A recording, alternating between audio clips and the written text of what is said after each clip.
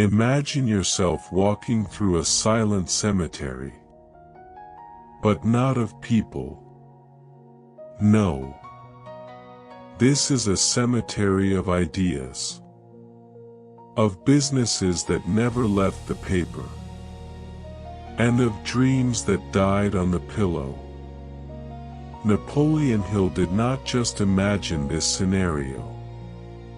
He lived in it for decades.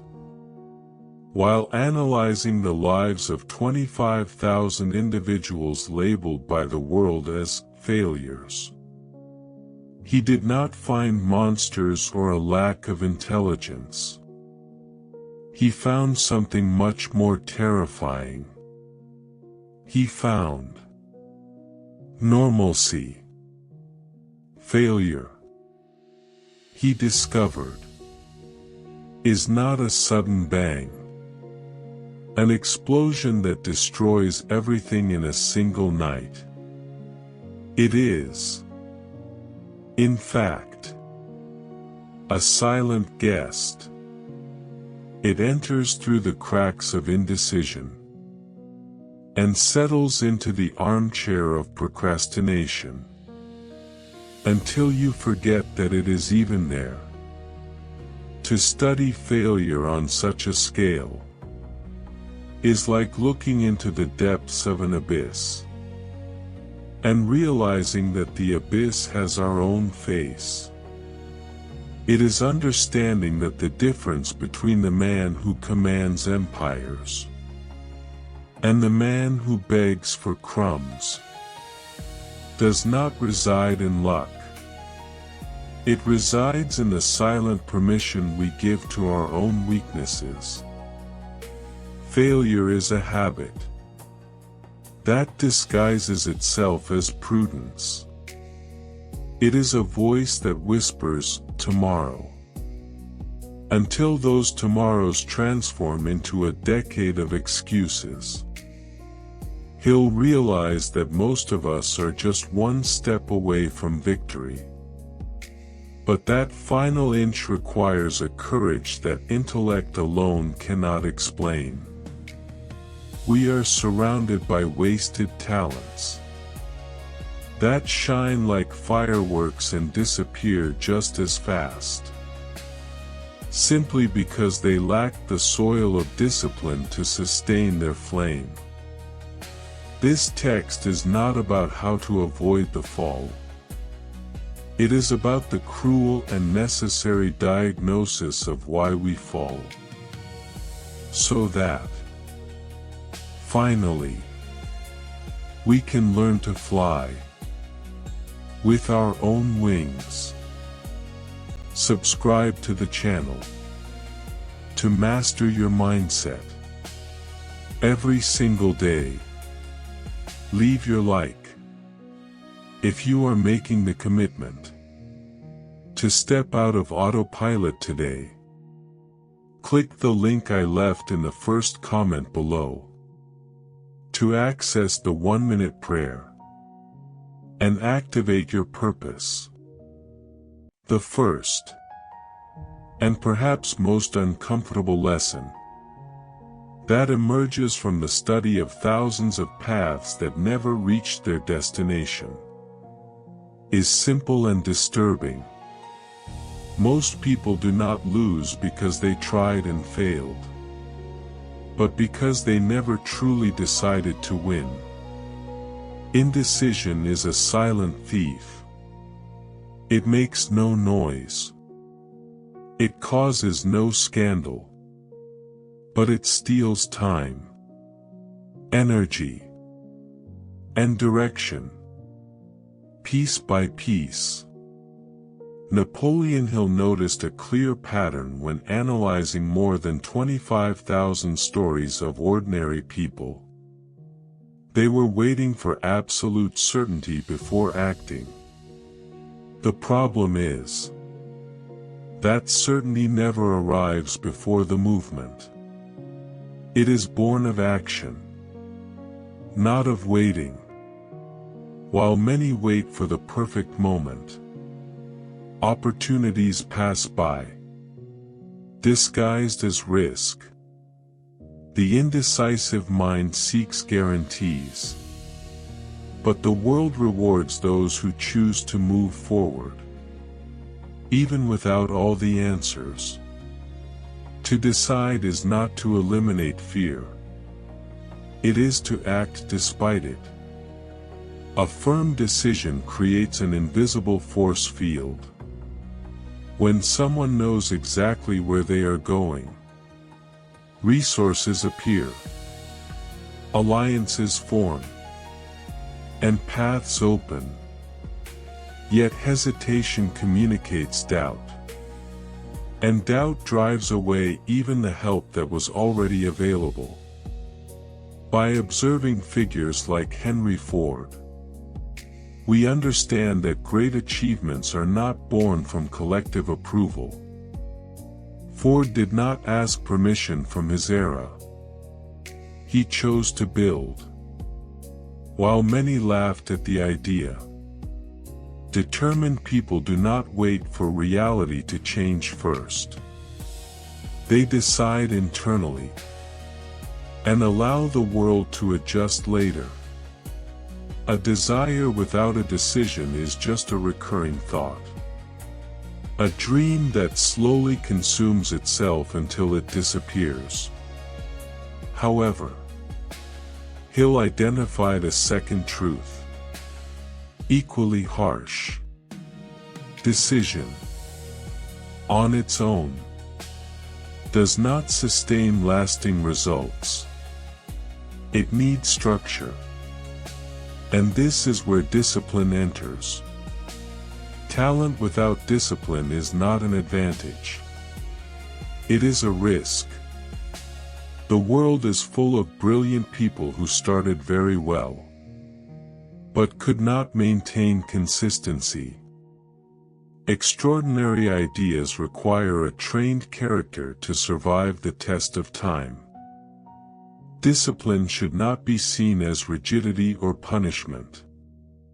It is, in truth, organized freedom. It is the system that protects intention when motivation wavers. Thomas Edison did not depend on occasional inspiration. He relied on routine, repetition, and daily commitment. While the amateur seeks constant stimulation and novelty, the true builder understands that excellence is born of consistent practice. Even when the process feels tedious. Talent may open doors, but only discipline prevents them from closing quickly. To rely only on a gift is to build on an unstable foundation. Ambition needs internal support so it does not collapse at the first sign of resistance. Training your character is preparing the ground, so that success is not an accident, but a consequence. And if indecision paralyzes, and talent without order scatters, there is still a more subtle error, almost invisible, that weakens people every day without them noticing. The way you speak to yourself and to the world may be silently sabotaging your future. And that is exactly what we will talk about next. If indecision is what prevents us from starting, then complaining is what destroys everything already built.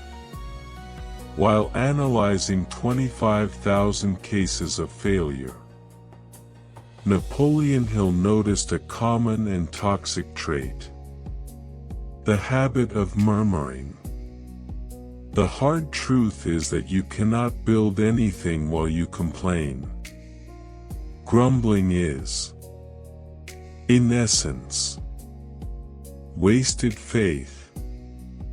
It is using your creative energy to paint a detailed picture of what is wrong, instead of using that same breath to architect a solution. Every complaint works like a prayer in reverse.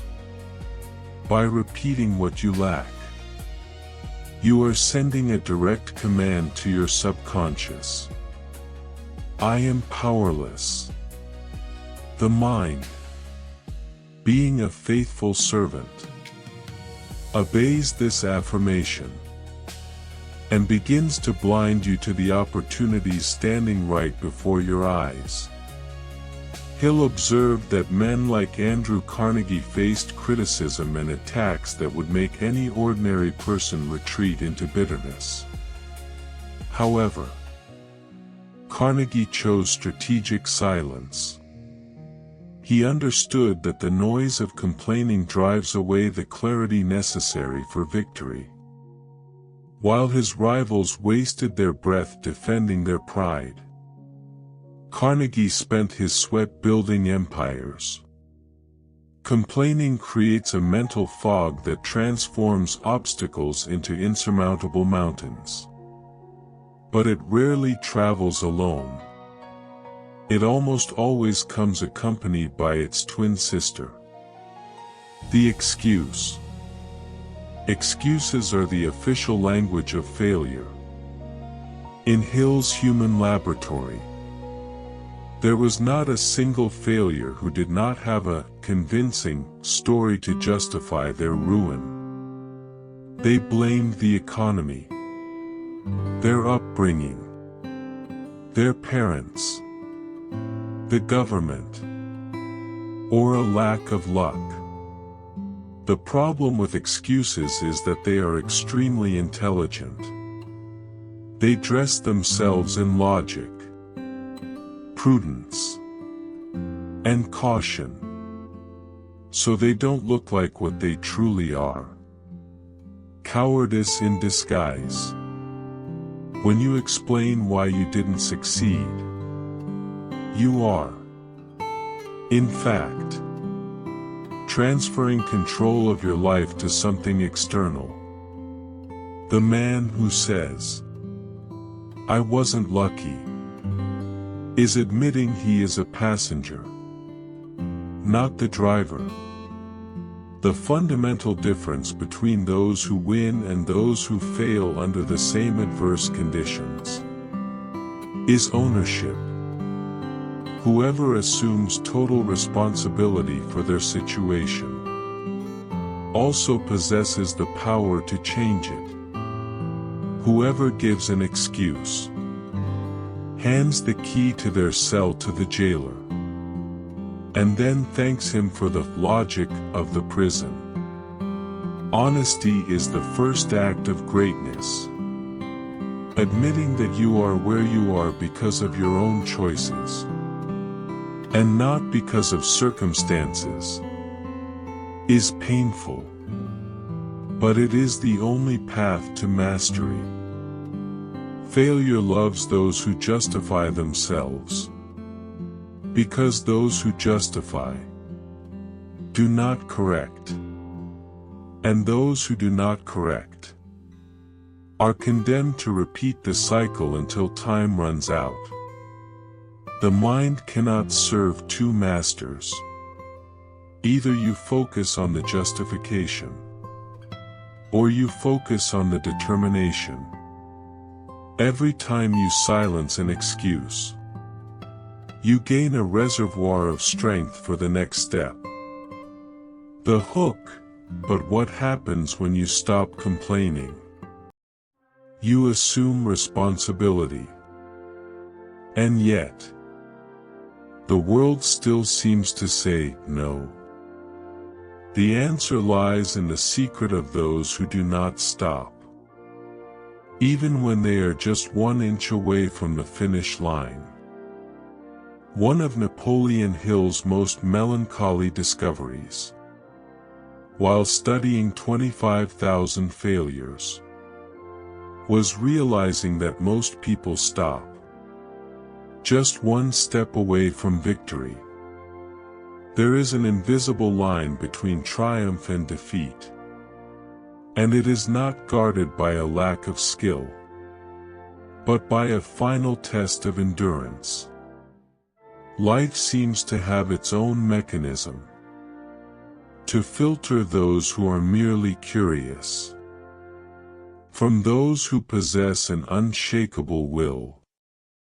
It hides its most valuable treasures behind the very last door, the one you only reach when your legs are trembling, and your logic tells you it is time to give up. Persistence is, in truth, faith under fire. Hill observed that failure is never final, unless you accept it as such. Thomas Edison is the ultimate example of this truth. He did not fail 10,000 times. He simply discovered 10,000 ways that did not work. This shift in perspective transforms every mistake into a stepping stone, and not a wall. Colonel Sanders, rejected more than 1,000 times with his recipe, was not more talented than his competitors. He was simply more stubborn. He understood that rejection is just a process of refinement. Train yourself to see exhaustion as a sign that transformation is near, and not as a command to stop. The body protests when it feels the mind is about to break through an old limit. If you can continue for one more hour, one more plan, or one more attempt, when everyone else has already gone home, you enter a territory where competition simply does not exist. Victory does not necessarily belong to the fastest, but to the last one to leave the field. However, there is an enemy that can bring down even the most persistent of men: pride. Hill discovered that pride is blindness disguised as strength. Many who reached the edge of greatness fell because they did not know how to listen, how to wait, or how to learn.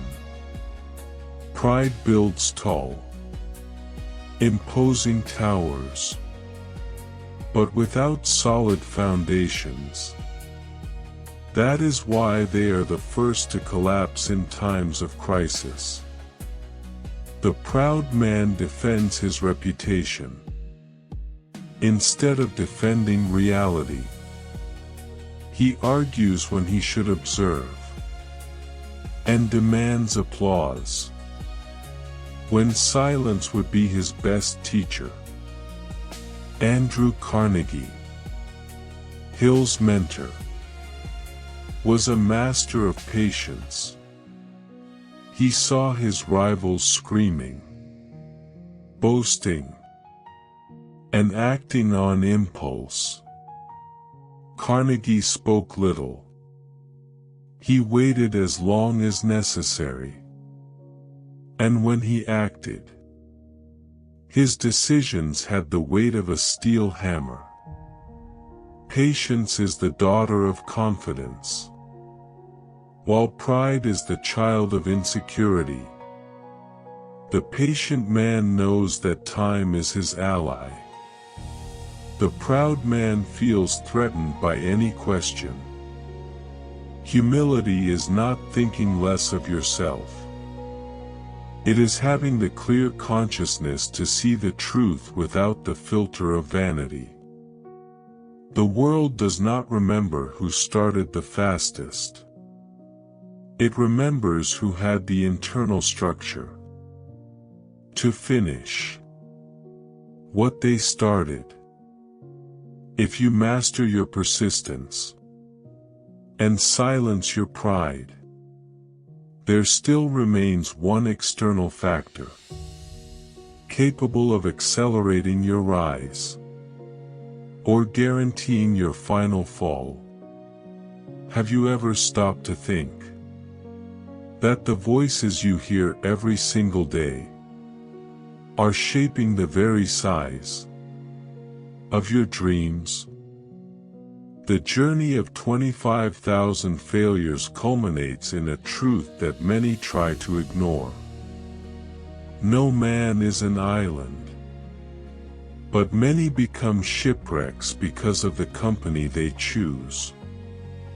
Hill identified the law of chosen influence, observing that the human spirit is like a tuning fork. It vibrates at the frequency of the voices that surround it. If you walk among the fearful, you will begin to see danger around every corner. If you live among the mediocre, your dreams will begin to shrink to fit the conversation at the table. Failure is contagious. Being near people who live on excuses and complaints labels your mind with those same limitations. On the other hand, the success of Henry Ford, Thomas Edison, and Harvey Firestone was not an individual accident. It was the result of a brotherhood of minds that sharpened one another. They did not meet to gossip. They met to exchange courage. The lesson here is drastic. Sometimes, to climb, you must be willing to walk alone. Until you find those who breathe the same air of purpose as you. Loneliness is a small price to pay for the preservation of your vision. This vision is maintained through another fundamental pillar: repetition. The human mind does not argue. It obeys what it hears most frequently. Hill discovered that thought reinforced by emotion and habit becomes identity. If you repeat to yourself that you are tired, defeated, or unlucky, your subconscious will accept it as an execution order. However, if you train your tongue to serve your faith and not your fear, you begin to rebuild your reality brick by brick. Repetition is not just a mental exercise. It is the architecture of the soul. What you rehearse in secret is what the world will applaud or lament in public. But what happens when this mental power generates financial results? Here arises the 10th lesson. Wealth without character destroys its bearer. Money is an amplifier of human nature. If a man is vain, money will make him a tyrant. If he is wise, money will make him a servant of humanity. Hill saw empires crumble because their heirs confused luxury with leadership. Andrew Carnegie used his fortune as an instrument of progress, while others used it as a trophy of vanity. The true master of riches knows that every cent carries a moral responsibility. Fortune that is not grounded in service and integrity is merely a debt that life will collect, with interest of shame and loneliness. Finally, the most profound lesson of all is that failure only destroys those who refuse to learn from it. Napoleon Hill himself proved this by losing fortunes and reputation before consolidating his work. He understood that every defeat is a classroom where the tuition is pain, but the diploma is wisdom. A mistake examined with humility reveals the flaw in conduct that victory would have hidden. There is no real failure for the one who stands up instructed. Life does not punish you. It refines you. From today on, look at your stumbles not as evidence of your inability, but as steps carved by experience itself. The man who decides quickly, disciplines his talent, governs his words, and chooses his allies well, becomes invincible. Because, at the end of 25,000 stories of pain, the truth that remains is simple. The world cannot defeat someone who has already assumed total responsibility for themselves. Subscribe to the channel to strengthen and master your mindset. Every single day, leave your like. If you make the commitment today to live with intention and awareness, click the link I left in the first comment below to access the 1-minute prayer and activate your purpose.